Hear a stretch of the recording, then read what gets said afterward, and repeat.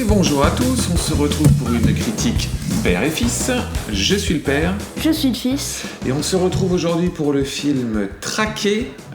Dans son titre anglais qui est quand même beaucoup mieux, c'est No One Will Save You, qui sort en exclusivité sur Disney+.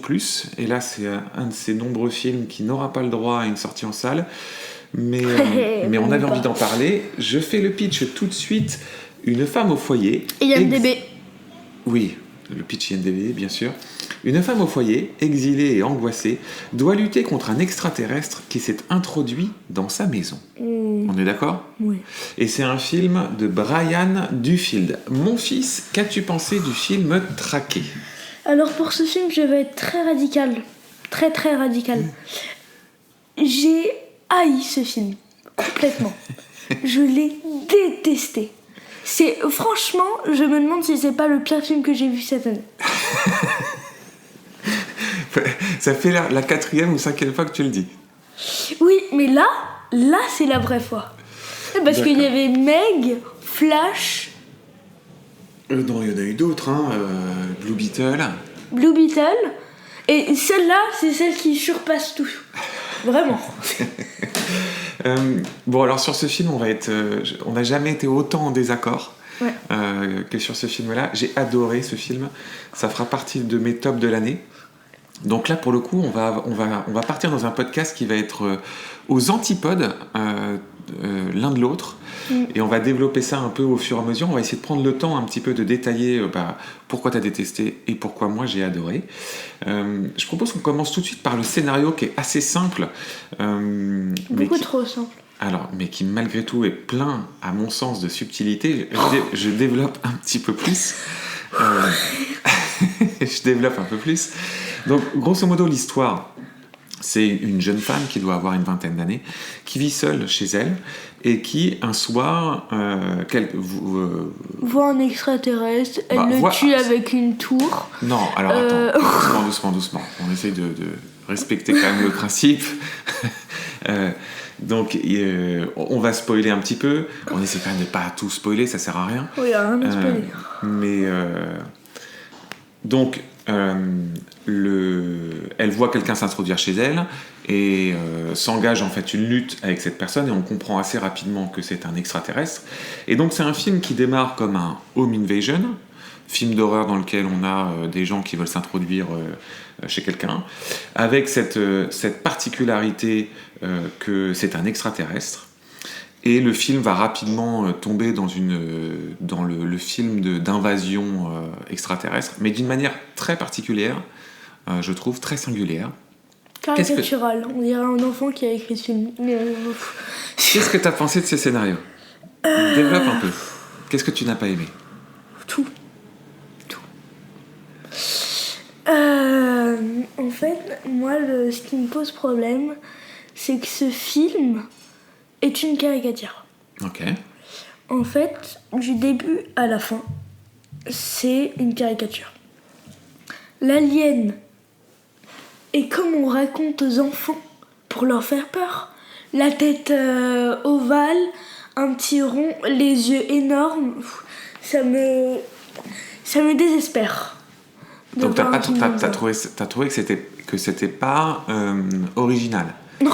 Qu'il n'y ait pas d'idée. C'est une caricature, il n'y a aucune idée, aucune invention. Ok. Ça me... D'accord. C'est un film qui a aussi la particularité, notamment d'être... Qu'il faut la regarder en VF. Donc très drôle. Il n'y a aucun dialogue. Donc au début, c'est assez... Moi, j'ai trouvé ça fou et assez dingue de réussir à faire un film d'1h30 sans aucun dialogue. Moi, selon moi, ça fonctionne super bien. Toi, qu'est-ce que tu as pensé du fait qu'il n'y avait pas de dialogue ? En fait, ça me dérangeait pas, mais à la fin, on comprend rien. Littéralement. On ne peut pas comprendre la fin. Pourquoi ? Sans parole, tu ne peux pas comprendre. Ah, je suis pas d'accord. Moi, j'ai trouvé qu'on comprenait bien ce qui se passait. Donc du coup, moi je réponds par rapport au scénario. Mais à part ça me dérange pas. Si c'est un bon film, un bon réal, un bon scénar, moi ça me dérange pas. Mais tant que c'est un bon film... Alors, moi je trouve que le scénario est très bon. Après, je pense que c'est un scénario qui est fait de beaucoup de références. Donc toi, par exemple, t'as pas du tout aimé l'Alien. Moi, je l'ai adoré. Donc c'est un Alien qui est repris, en effet, de tout ce qui est la pop culture des années 50. C'est la vision très archétypale de l'Alien. Très. C'est une vision de l'Alien qu'on a vue, qui est devenue très populaire, notamment à travers X-Files. Donc c'est vraiment c'est l'extraterrestre de X-Files. C'est aussi un film qui fait beaucoup de références à l'univers des films Amblin des années 80, de E.T., aux Goonies. E.T. c'est bien au moins. Enfin, ça charrie en fait toute cette ambiance de films des années 80, mais ça convoque aussi Alien, ça convoque... Alien oui, bien sûr que ça convoque Alien, avec ce que je t'ai dit, avec le principe du parasite. Ouais. Il y a aussi beaucoup l'Invasion des profanateurs. C'est un film qui ressemble pas mal à l'Invasion des profanateurs. Donc c'est tout un pan en fait de la science-fiction qui est repris dans ce film-là. Mais c'est ce que je dis. Là-dedans, tu dis toi-même qu'il n'y a aucune créativité. Non, je sais pas ça que je dis. Je te dis, en fait, ça c'est des inspirations. Mais on s'inspire tous en fait de choses, si tu veux. Quand tu vas créer un univers, quand moi j'écris mes histoires par exemple, je suis pétri d'influences, de références. Et donc je vais les prendre et je vais me les associer, me les approprier. Et ce film-là reprend plein de références, mais il les met sous un angle qui est l'angle de la culpabilité. Et en fait, c'est vraiment l'histoire d'une culpabilité, de la culpabilité de cette jeune femme qu'elle n'arrive pas à dépasser. Où en fait, tu as d'ailleurs pour moi l'histoire du silence, c'est qu'elle est, parce qu'elle a fait, on la force au silence, donc elle ne peut plus parler. Et donc elle est dans une sorte de monde dans lequel elle est devenue muette. Et elle se bat pour essayer d'extirper cette part d'ombre qu'elle a en elle. Et je trouve que la symbolique du film est très belle. Elle est hyper intéressante. Et qu'après, ça charrie tout un univers qui, moi, me parle beaucoup, ça me pose aucun problème. Parce que je trouve que c'est hyper bien utilisé. Vraiment. Est-ce qu'on rajoute quelque chose sur le scénario ? Non. Est-ce qu'on passe au casting qui, pour le coup, là, ça va aller vite. Parce que du coup, l'actrice principale, c'est Caitlin Dever qui joue donc le personnage de... Il m'échappe le personnage. Comment elle s'appelle ? Alors, de Bryn. C'est le seul personnage vraiment. Elle est de tous les plans. Il n'y a pas vraiment d'autres personnages importants dans le film. Qu'est-ce que tu as pensé de son interprétation ? C'est la seule raison pour laquelle je ne mets pas un 0 à ce film. D'accord.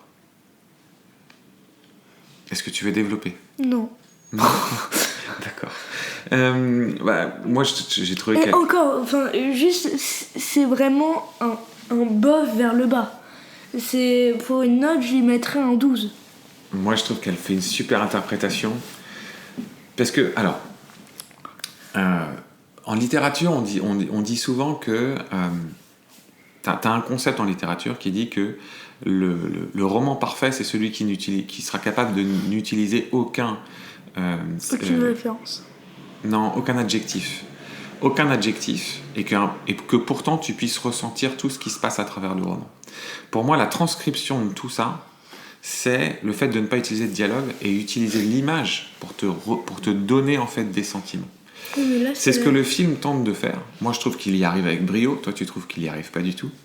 Mais ce que je trouve très fort dans cette actrice, c'est qu'elle arrive à te faire passer toute une gamme d'émotions sans jamais rien dire. Et pour moi, c'est ça, être acteur. C'est l'inverse de tout ce que j'ai beaucoup de mal. Mais tous les acteurs sont capables de le faire. C'est pas compliqué. Non, c'est ce qui est le plus dur. On passe notre temps, mon fils, à critiquer les films français, parfois à raison, parce qu'ils sont hyper verbeux, ça n'arrête pas de parler tout le temps, c'est du théâtre filmé, parce qu'ils n'arrivent pas à faire passer des émotions et des ressentis juste par l'image et par des petites choses. Mais ça, c'est la réalisation, c'est pas les acteurs. Non, il faut qu'à l'actrice, à un moment donné, elle puisse jouer aussi tout ça. Et elle joue beaucoup. Mais jouer sans dire, c'est dur. Ça demande beaucoup de subtilité et de nuance. Et je trouve qu'elle y arrive très bien pour le coup. Moi, je trouve que ça marche bien. Je trouve qu'il y a aucune... il y a rien de compliqué là-dedans. Mais bon. Ok, très bien. Bon. Sur la réalisation. Alors, c'est réalisé par notre ami Brian Duffield. Et ce qu'il faut savoir, c'est qu'en fait... Toi, tu vas dire ami, moi, je vais dire ennemi. Non, on n'a pas d'ennemis dans le cinéma.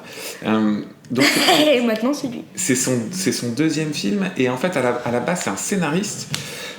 C'est notamment le scénariste de Underwater et du film Love and Monster, qu'on avait bien aimé pour le coup, le film Love and Monster. Et son premier film, c'était Spontaneous, mais on ne l'a pas vu, ni toi ni moi. Et c'était aussi le scénariste de Jane Got a Gun. Qu'est-ce que tu as pensé de la réalisation ? Horrible. Horrible. Il faut que tu développes. Complètement. La réal, ça comprend les images ? Oui, bah oui. D'accord. Donc là-dessus, c'est un 0. Mais 0 complet. Mais pourquoi ? En fait, juste pour... je sors à peu près, mais juste pour passer des images. Je comprends pas comment t'as pu aimer ça. Parce que je trouve ça... Je trouve presque ça pire que Flash. En termes de... C'est un jeu vidéo, mais raté. Pourquoi un jeu vidéo ? Starfield, tu vois Starfield ? Oui, je vois Starfield, oui. Je vois très bien Starfield. Bon, c'est fou. En fait, l'alien ne ressemble à rien. Starfield est mieux dessiné. En fait, j'ai l'impression que t'as vraiment bloqué sur le design de l'alien. Non, pas que ça. Ok. C'est pas que ça. Parce que moi, je trouve que la réalisation, elle est top, quoi. C'est-à-dire que l'ambiance est top. Il y a assez peu de parce que ce qu'on a détesté dans Flash, c'est tous les effets en CGI où tout est filmé sur fond vert, etc. Là, hormis les aliens qui sont en effet en 3D, c'est tout. Tout le reste, c'est du décor naturel. Et ils ont filmé dans une baraque, en extérieur, etc. Enfin, tu vois, tu retrouves pas du tout ce côté factice que tu as dans Flash, ou que tu as dans Blue Beetle, ou que tu as dans Meg, ou tu as tous ces films qui ne font plus que du fond vert, tu vois. T'as pas du tout ça dans ce film-là. Oui, mais l'alien est plus moche que tous. Le CGI est nul. Bon, moi, ça m'a pas choqué, franchement. Oh, là-dessus, tu t'es vraiment bloqué sur ce truc de l'alien qui t'a pas plu. Mais pas que ça. Tout le film m'a... Et après, je trouve que de la même manière que je parlerais, si tu veux, de la difficulté de réussir à faire passer des émotions sans faire de dialogue, pour les acteurs, c'est encore plus un challenge d'un point de vue de réalisation, parce que le plus simple pour faire de l'exposition et pour expliquer une situation, c'est tu fais un champ contre champ et tu fais un dialogue. Et les gens t'expliquent tout. Là, t'as un parti pris de réalisation qui est assez dingue, qui est de dire, je vais me prendre aucun dialogue et je vais tout te faire passer par l'image, l'histoire, les ressentis. Et franchement, je trouve que c'est pas parfait. Il y a plein de choses qui peuvent être améliorées. Il y a probablement un dernier tiers qui est difficile parce que il passe de son... Je pense qu'il aurait gagné à rester beaucoup plus proche de son côté Alien Invasion, là où dans le dernier tiers, il part dans quelque chose de plus onirique et de plus psychologique sur le rapport profond qu'a ce personnage avec sa culpabilité. Et là, il passe dans un truc qui est plus complexe à mettre en scène sans avoir aucun dialogue, probablement. Surtout parce que t'es parti dans cette histoire d'invasion alien. Mais ça reste pour moi quelqu'un qui tente un truc. Il tente quelque chose. On passe notre temps à critiquer... C'est du brouillon. Non, alors tu peux considérer que c'est du brouillon, mais il mérite... En fait, je pense que, de base, je pense que c'est important de soutenir les gens qui créent quelque chose de nouveau, qui tentent quelque chose de nouveau. Pour moi, ça, c'est le premier jet pas terminé. Mais ça, je peux entendre. Ok, ça, c'est une critique que je peux entendre. C'est-à-dire quelque chose qui, finalement, il s'est dit, premier jet pas terminé, il aurait pu, peut-être que dans les mains d'un réalisateur plus... Un vrai réalisateur, pas. Non, mais tu peux considérer que c'est sa première fois. Quand tu tentes quelque chose pour la première fois, c'est difficile. C'est pas sa première fois. C'est la deuxième fois. Enfin, il commence, tu vois. Il est encore jeune. Il a quel âge, notre ami ? Il a 38 ans. Tu vois, je pense qu'il a encore... 38 ans, bah ça commence à faire déjà 38 ans. Non, 38 ans, c'est jeune. Non, mais pour un réel. Enfin, il y a des réels, ils ont pour un réel, ils ont c'est 22 ans et ils sont beaucoup plus... Oui, mais c'est très rare, mon fils. C'est très rare. Donc, non, mais ça, je peux entendre que tu peux trouver... En fait, j'ai le sentiment que c'est une proposition qui était un peu radicale, quoi. Que tu as trouvé trop radicale. Ah bah c'est du copier-coller. Mais la première scène, par exemple, d'invasion dans la maison, elle fonctionne quand même super bien. Non. Dès le début, tu t'as pas aimé? Non. Ok. Je suis vraiment surpris. Alors, il faut qu'on précise qu'on n'a pas vu le film ensemble. Donc, on a vu le film séparément. Donc, j'ai pas pu voir tes réactions au cours du film. J'aurais vraiment aimé voir tes réactions au cours du film. Donc, j'ai vu le film avec la mère. Et en fait, pendant ce film, on était tous les deux tellement ennuyés que la mère m'a demandé de faire celui qui raconte l'histoire, en fait. Et du coup, on a éclaté de rire pendant tout le film. Oui, non, mais voilà. Je pense que tu as eu une séance un peu étrange. Non, parce qu'on a regardé le film et tout. Non, si tu me demandes de revoir ce film, papa, c'est non. Je préfère aller voir Barbie que revoir ce film. Oh, je te prends au mot. Tu sais qu'on n'a pas fait Barbie et qu'on aurait dû faire Barbie. Oui, mais bon, je préfère aller voir Barbie. Mais ne pas revoir ce film, vraiment. Bon, ok. Ah, par contre, petite mention spéciale au niveau des aliens. C'est vrai qu'on n'en avait pas parlé encore. Dernière parenthèse, j'ai beaucoup aimé les bras des aliens. Donc, c'est comme ça qu'ils parlent. C'est excellent. Ils font des gestes ils font des gestes un peu de la main. Oh oui, non, mais il y en a un, il a fait la danse de la pluie. Pardon. Non, par rapport aux bras, il y en a un qui fait la taille d'un humain avec des bras d'un humain. Attends, un petit, un grand, un petit, un moyen, un grand. Oui, donc, celui que j'ai le plus aimé, c'est le petit. Le truc, ça fait la taille d'un bébé, ça a des bras plus grands qu'un humain, de taille normale. Et ensuite, tu passes au grand, lui, c'est une araignée géante. Ouais. Non, mais c'est... Moi, j'ai trouvé le design top. J'ai adoré. Oh, il y a les secoupes volantes aussi qui... C'est tellement caricatural, c'est fou. On dirait que ça a été écrit par un enfant de 5 ans. D'accord. Bon. Est-ce qu'on a tout dit? Est-ce que tu as dit tout ce que tu avais à dire sur... À part que j'ai détesté? Oui, je pense qu'on l'a compris. Là-dessus, hein, parce que... Tu l'as bien répété. Je peux dire plusieurs fois ça. Hein. Est-ce que tu as d'autres choses à dire sur traquer No One Will Save You?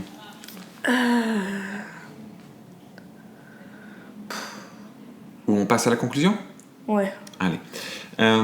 Mon fils, est-ce qu'on conseille traquer Il y a le truc des enfants, non aussi. No One Will Save You sur Disney+. Il y a le truc des enfants aussi, non? Ah, alors faisons le truc des enfants. De ton regard d'enfant. C'est tout public. C'est un tout public, tout public. Moi, je suis pas d'accord. C'est à partir de 10 ans, je pense. 10 ans? Ouais, je trouve qu'il y a des scènes qui sont assez fortes. Ouais. Attention quand même, t'as pas mal de jumpscares, des choses qui peuvent faire. Il n'y a pas de jumpscare. Si, t'en as quand même. C'est sûr que si tu passes en mode rigolade... L'enfant dit que c'est du tout public. Oui, faut faire attention à ce que dit l'enfant. Mon fils... Non. Non, attends, laisse-moi aller jusqu'au bout de ma question. Mon fils, qu'as-tu pensé de traquer No One Will Save You en anglais sur Disney+? J'ai dit ou pas? Non, alors je me suis planté. C'est mon fils, est-ce qu'on le conseille traquer No One Will Save You sur Disney+? Non.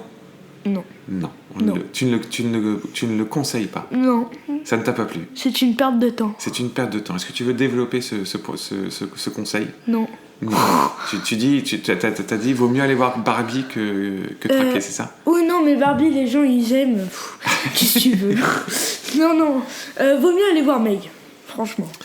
Et moi, je le recommande chaudement. C'est un petit coup de cœur pour moi. J'ai beaucoup aimé ce film. J'ai pris beaucoup de plaisir à le voir. On vient de faire, je pense, notre podcast où on a l'avis le plus partagé. Ouais. Mais ça arrive. c'est la vie et c'est bien d'avoir des avis contraires. J'espère que ça se reproduira plus. Enfin, plus de revoir des films comme ça. Ça arrivera encore. Et donc, à chacun de faire son avis. On est l'exemple parfait d'un film qu'on peut adorer et détester. Plus que détester. Comme d'habitude, si vous aimez ce qu'on fait, si vous avez envie de nous aider, il faut liker, partager, il faut en parler à vos amis.